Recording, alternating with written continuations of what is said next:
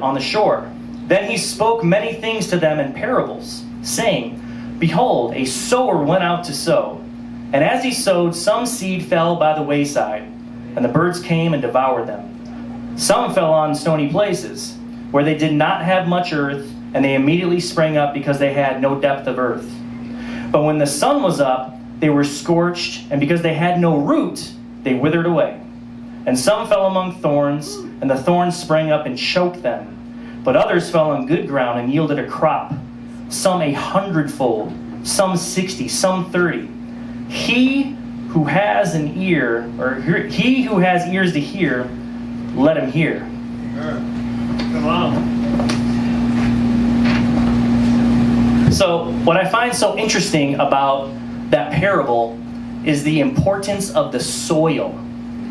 What kind of soil are you allowing to have seeds that are coming your way? Yeah. If you are a business owner and you have the privilege and the honor to mold and shape someone that's going to come and join your organization, what kind of soil are they coming into? What does it look like? Yeah. What does the culture look like? Culture is so vital. Me and Herman, when we started our careers at Quicken Loans, you can say what you want about the company, that dude knew culture. Dan Gilbert, he got it. And he saturated his business so that when people entered in, they were entering into a culture. A culture. What you focus on, you find. Money numbers follow, they never lead. Right? He had these ideas, these little punchlines to where the values and the beliefs shaped the culture so that people would come into alignment with his vision through the soil. He was creating a good soil so that when the seeds went into the soil and they got fertilizer and they got water, they would grow.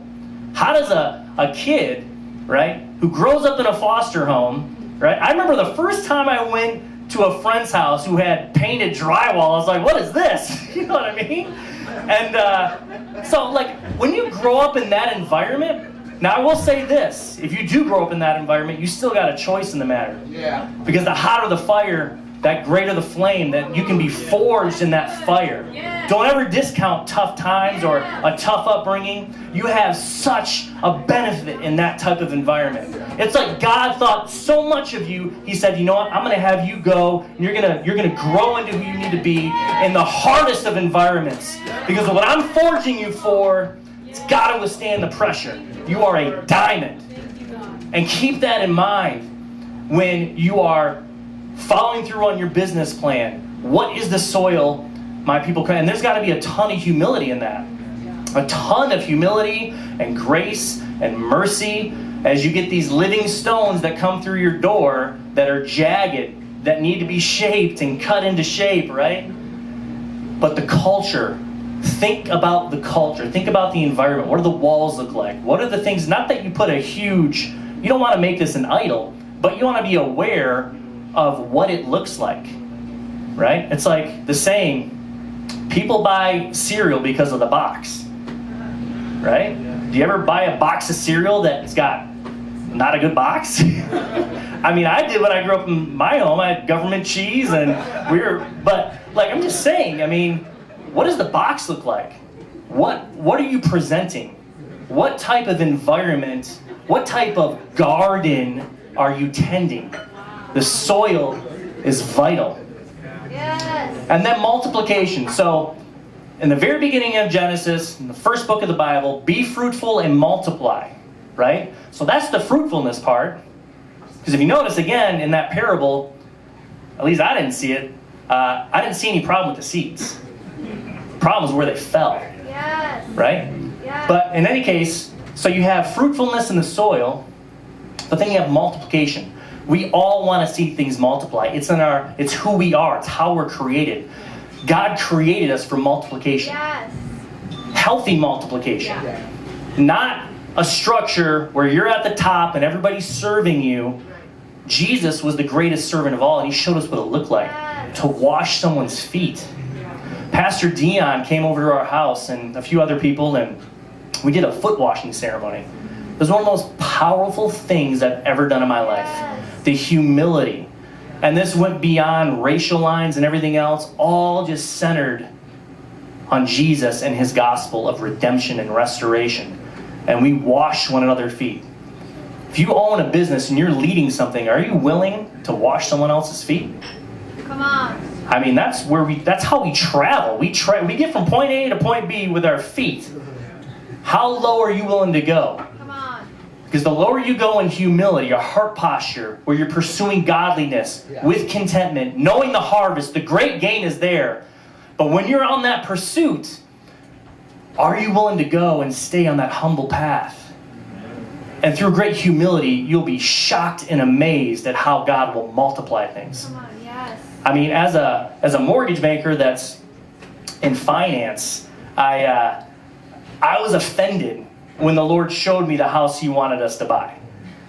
For people that know our story, we bought a little lake house years ago, and I was beyond happy and thrilled to get in my little fishing boat and catch bass and do that thing. And the house was small and it was my thing. And I was out on the lawn one day, and the Lord, it was almost like the audible voice of the Lord said, Matt, you can have your little slice of heaven for the rest of your life, and you can blink your eyes, and you can be 80 years old, still casting at that same lily pad and trying to catch those bass. Or you can come on a journey with me. You can come on a journey with me where there's going to be times where I freak you out, where you're not going to even be able to put language to where I'm taking you. And it was such a moment in my life. And the enemy is real. Like when Paul talks about principalities and forces and all that, he ain't joking around. We moved to Flint, I figured that out. I was like, man, that guy was not lying. And some of these principalities were brutal. And like I would have nightmares about this lake house. Like, you fool, why did you sell that? Why did you sell that? And as a mortgage banker, again, I'm in finance. Like when I had to go through what we went through to buy the home the Lord has blessed us with, it offended my mind that He was having me buy a house where I was getting quotes for $10,000 a year for homeowners insurance. I'm thinking, I don't want to do this. I don't want to do this. And thankfully, the Lord gave me a much cheaper policy. But still, I mean, the bills and everything that comes along with stewarding something like this. And you guys are all invited to come to our home at 6 o'clock. We're going to continue this on, and it's going to be awesome. If you haven't been in our home to do, just with who we do life with, people at Gateway and Anthony and Brady, it's going to be awesome. So for those of you that can make it, you guys are invited. Just let me know, because I still want to have an idea if the cops are going to get called or not. But so in any case, our home has been an amazing ministry tool, and it came from that mountain moment where I said, I'm not just going to settle here. I want to go on the journey. I want to continue on with the path that you have us on.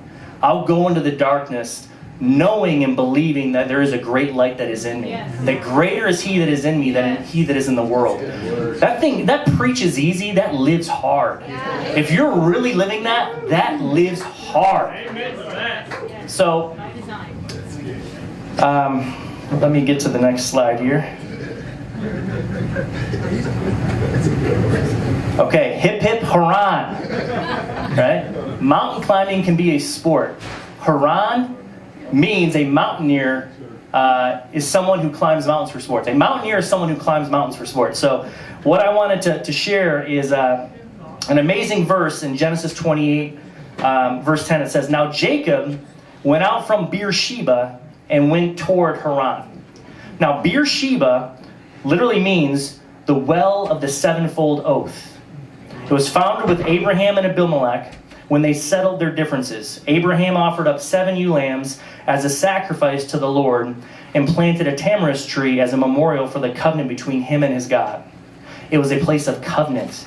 Haran. Haran literally means a mountaineer. It's a mountaineer, someone that climbs mountains for sport. So the Lord's had me on Jacob and Esau, and I've just been reading this over and over and over again. And how many of us can relate that when you read the scriptures, for me, I'm 40, I had like a midlife crisis when I turned 40, but I'm entering into that. But I'm reading the scriptures through a totally different lens now than even 5 years ago. Like, I thought I knew the story of Jacob and Esau, And the Lord just showed me how much I didn't know about the story of Jacob and Esau. But one thing that's so profound about Jacob, the heel grabber, you see, when his mother was pregnant with him and his brother in her womb, she went to the Lord because all this craziness was going on in her womb, and the Lord told her, there are 2 nations that are in you. There are 2 nations that are in you. And there is so much emphasis on the birthright and the blessing that went to the firstborn. You see this play out between these 2 brothers, and Jacob grabbed the heel of Esau. He grabbed the heel of Esau. It speaks of how, in my opinion, how he strongly desired the blessing. Did you know we were grafted in to the promise? Did you know his promises are our promises? Yeah. Right? But he's on this journey, and it says that he went from Beersheba toward Haran. He goes to the place of covenant, right? And if you don't know Jesus as your Lord and Savior, my hope is that this is the place of covenant today for you. Yes. But he goes to the place of covenant. He's honoring his grandfather. He's going to go on the same track his grandfather went on, right? When the Lord showed me this, it blew my mind. Starts at the place of covenant, and he's going to Haran. Haran means mountaineer. He climbs mountains for sport. And in the middle of that journey, you read the account of Bethel, and how he has this amazing dream with Jacob's ladder, and there's a lot going on that I'm not going to get into with that. But the point is, when you have a shift in your paradigm and your approach and how you choose to respond, rather than allow things to define you, allow them to refine you to become what he paid for. Yeah. And if you view the mountain as a mountaineer and embrace who you are as a mountaineer, you start scaling the mountains for sport. Think about that. You start scaling the mountains for sport. You don't run away from the mountain. You don't get intimidated about the mountain. You get this crazy screw loose in your brain where you're like, I'm going to be excited about scaling the mountain. I'm so glad the Lord built that in me. To where there was a moment when I looked at Flint, Michigan, and I said, I'm going to scale that mountain. I'm going to be like Caleb. I'm going to scale the mountain with my beautiful bride and with you, God, and wherever you take us, I'm good with it. And that's an exciting, awesome place to live. And what's so unique about entrepreneurs, because their appetite for risk and reward, to see the reaping and the sowing and the ability to play a role in shaping people's lives to be so they can really fulfill their call. We have such an amazing blessing to be an entrepreneur. Yes. And I look at, I'm looking at some of the ministers here, Josh and Anthony and Brady and some of you guys here, Nick, Dion. I mean, you guys are mountaineers. To be able to go out, very much of the same type of parallels apply to when you're stewarding a ministry to be an equipping center, where you have an equipping center where people can come and grow in the ways of the Lord. But that verse right there just blew my mind when I saw that. He was a mountaineer. He was going to the place that literally means mountaineer. So we talked about this earlier, reaching the summit, the highest point of a mountain. 1 Timothy chapter 6, verse 6, but godliness with contentment is great gain. And, I just encourage all of us to take that mountain approach. Take the mountain approach. That mountain could be the next climb. For me, in the mortgage world, there can be times where there's a whole lot of no's before I get a yes, right? And my approach, though, is not to fear that. Every time I get a no, I'm like, all right, cool, that's one step closer to a yes. And I just keep grinding, and I have a smile on my face. And sometimes it's a little bit more manufactured than others. But the point is, when you develop that as a lifestyle, and it's a part of who you are and how you carry yourself, everything is an opportunity. Yeah. Now you don't have to live in the world of discouragement. You can say, okay, in this season, in this moment, I'm being refined. I'm not going to let it define me, but I will allow it to refine me. Yes. And I will have that revelation that truly greater is he that is in me than he that is in the world. So where do we go from here? My hope is that we can stay connected with all of you. We can collaborate together. We can network together and just embrace the idea that there truly is no limits. We also, if you own a business, we have some amazing people here that we do life with in the ministry. And prayer is powerful. The book of James, chapter 5, says, the fervent prayer of a righteous man availeth much. Yeah. That word fervent means intense, passionate, right? The fervent, the intense, passionate prayer of a righteous. Righteousness is a little bit different than holiness. Righteousness is talking about alignment. You're in alignment with the Lord, right? The fervent prayer of a righteous man availeth much. There's power. Availeth. There's power behind the prayer. And, people can testify here. I know I'm in a room with people that have seen the Holy Spirit manifest, where people have seen miracles before their eyes, where things have shifted, where bloodlines have shifted, where people were put on a totally different trajectory through prayer. Yeah. So if your business would like for us to even prayer on location, we will do that. Or if you want to stay connected and send us an email, hey, I need prayer for this. It's about culture. If we have a culture of prayer, just talking to God and communicating with Him, He is a good Father. Yeah. Kingdom. That's the kingdom in action.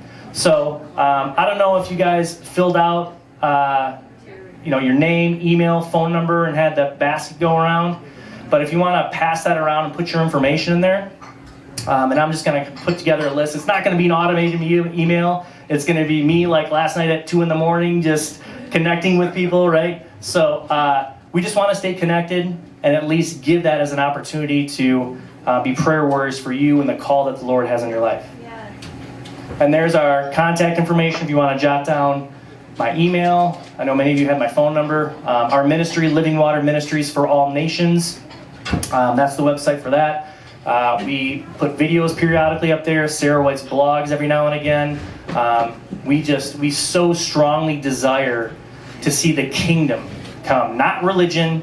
Come on. I define religion as like man's own idea on how to get to God, right? It's the traditions of man, but a real, vibrant relationship with the King of Kings, Lord of Lords, with the God of the universe who loves us all beyond what I can put into words. Yes. All right, and then